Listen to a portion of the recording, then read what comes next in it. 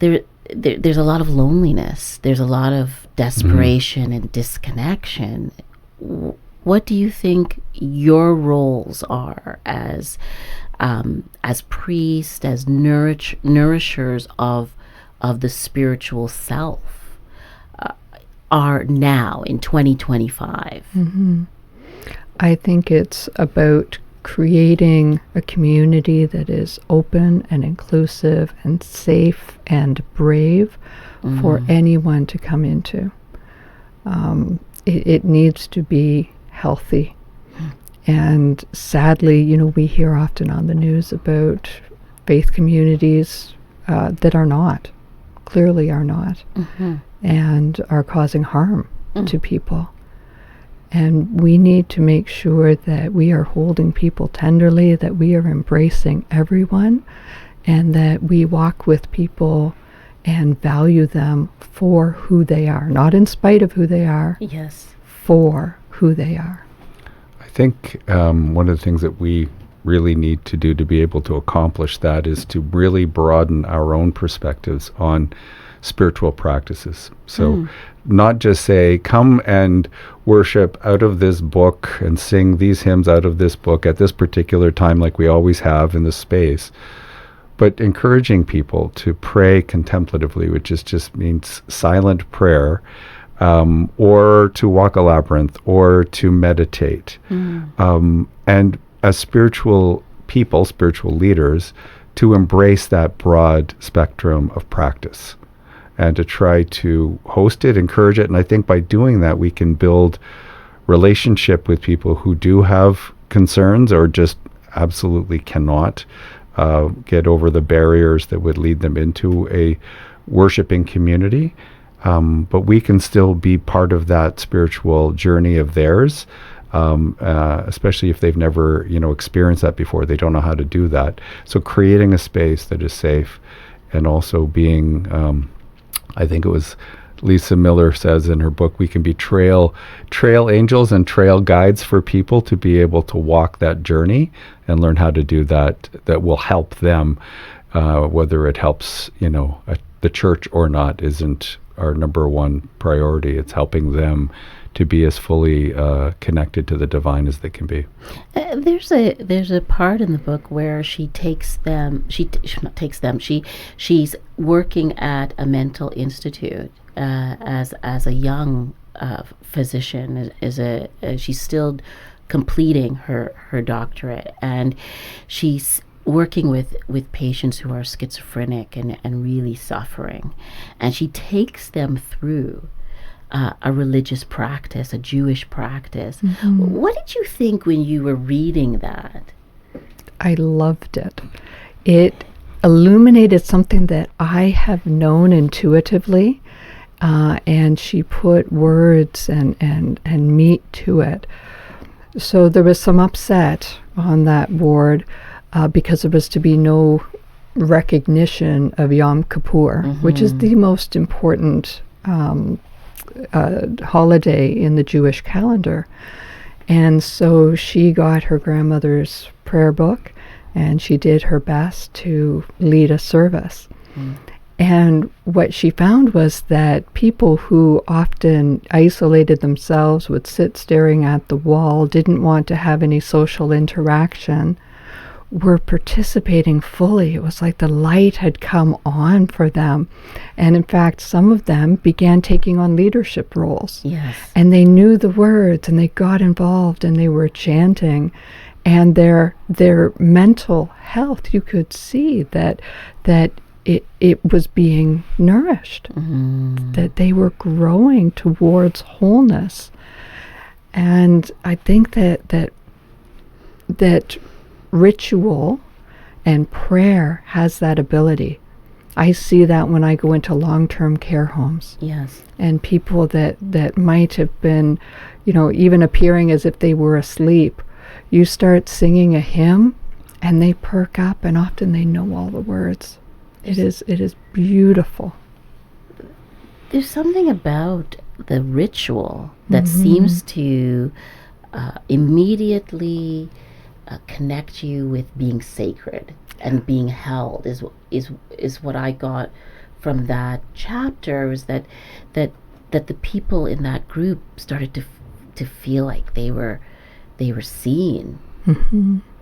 You know, It was also, and this is what Lisa will talk about later in that book, after a lot of time spent with people and a lot of research.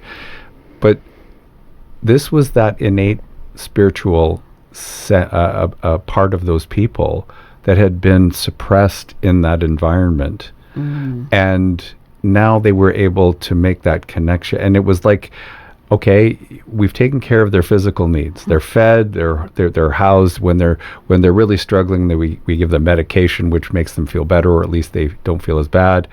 We look after other aspects of who they are, but we weren't looking after that spiritual part, and we weren't even allowing them to engage in that spiritual part. And now they're able to be fully human. And so I agree with what you said about ritual. These were people, obviously, who had experienced, most of them had experienced that ritual before. So there was I get a chance to live out something. And we see this in church all the time, where people, many years ago, decades ago, they learned a certain ritual, and when they get a chance to, it just sort of comes back to them. It could be that they haven't done it in years, but it just comes back to them. I think that's part of it, but I really think the rest of it is just they actually had a chance to live out their spirituality, and they had not had that, and that is what brought them to full life in that moment, and allowed them to do things and say things that they were otherwise, or at least they believe they weren't allowed to in that environment. So, yeah. And so, back to the earlier question about, has your work as faith leaders, changed as we've emerged out of this very transformational time? Like, does what you do, does that become like the teaching of a practice so that people can understand that they are spiritual beings, whether they're in the church or outside of the church? The short answer is yes. I think we need to be very intentional about that. I think we need to help people to have safe opportunities to engage with spiritual practices and with spiritual communities. I don't think it is reasonable to expect people to just show up surprise on a Sunday morning. That's a scary thing to do for many people. Yes. So I think it's about offering more in the community or safe access points into the church building and into things that are going on within the church, like, I don't know, an Earth Day celebration or an open mic night or a meditation group. I think that's important. But it also occurred to me as you were asking that question that in terms of our ministry, a lot has changed. For example, 5 years ago, we weren't doing a podcast. We weren't using Zoom. No, that's we right. weren't live streaming our services. No. So we've had to learn how to connect with people through technology as well. And I think that's been an important thing.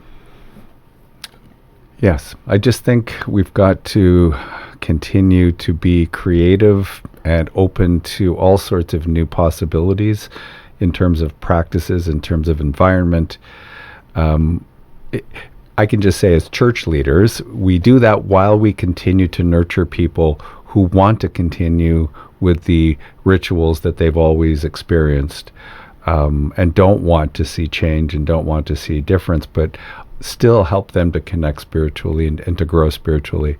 Now, one of the ways we do that is what we're talking about today is the kind of message we would be sharing with those same people. So they might still be praying the same prayers, they might still be singing the same hymns, but we're giving them a different message. And we're hoping it's a message that will lead them to a deeper spiritual connection with the divine. And also when they're out in the world outside of the church, they're embracing that and encouraging other people to do that as well. Is there a gospel that you could think about today that's speaking to you right now, just speaking to your heart right now this week, is there anything that you could share with us, like about a way to contemplate what we may be experiencing if we're in a place of, darkness or sadness or feeling defeated or experiencing rejection? Where would we enter a gospel story today? So there's a passage in John's Gospel in chapter 10 where Jesus talks about the fact that he is a shepherd and, his sheep hear his voice. And it's this beautiful, intimate exchange where he talks about the relationship that he has with his followers. And I think that is an important thing, particularly as we approach Mother's Day, because I see this nurturing presence in that. And so often people think of God as being distant and punitive and, very patriarchal and even harsh. Yes. And yet there are so many examples in our scriptures of the Divine One being gentle, being like a mother hen, being very nurturing. And to me, it reminds me of Saint Bridget, who is the mother saint of Ireland. Mm-hmm. But she was a shepherdess in her young years. And she's often depicted in pictures of having a shepherd's crook, although it looks a lot more like a bishop's crozier, because, she was the founder of a number of religious communities and considered to be a sort of episcopal abbess. Yes.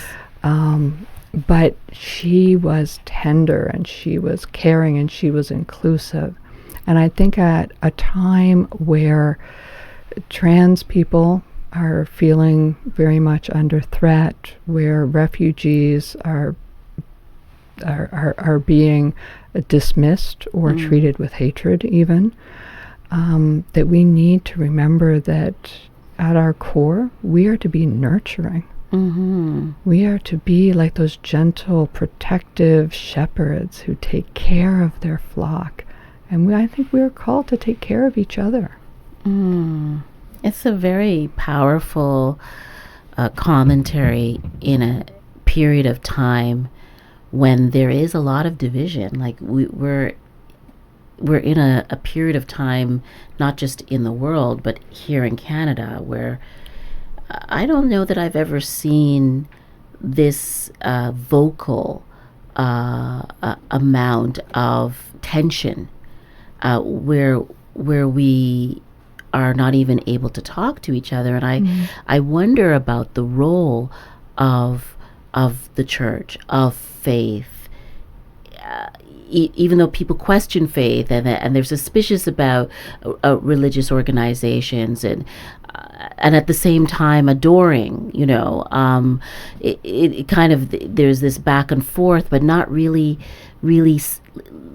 understanding that maybe faith has a role here, not political, right? Like 800 years ago, but in the meditating of our minds, of our hearts, of the softening of our ideas and notions of each other. Mm-hmm. I don't know that there's a question. But that's political too, isn't it? Because if we can soften people's hearts, people will elect different leaders. Right. One of the things that I found very encouraging in the most recent federal election campaign was words like, we need to take care of each other. We need to look after each other. What I think we've been going through for a while now, and this is just structurally in community and our society, is some really significant change. Definitely during the pandemic, people really felt that. In churches, we've been really feeling that. And in every case, when that happens, people are afraid. There's deep fear. And when that happens, we tend to see division, tribalism, polarization.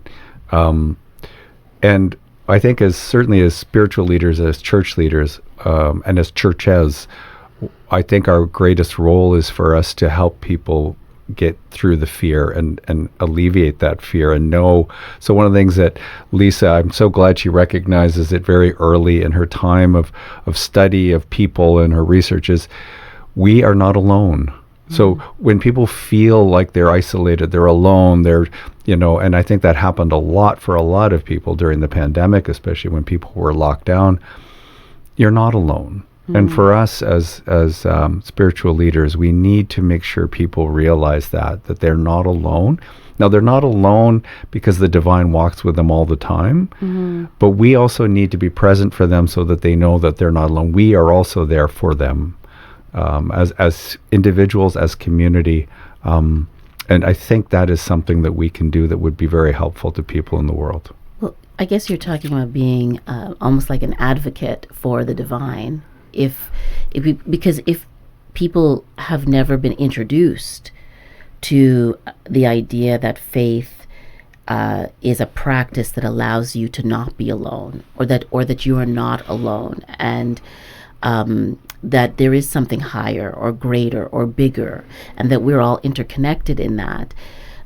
In an achievement-driven society, you can feel alone because you're evaluated often on your material abundance or lack of it.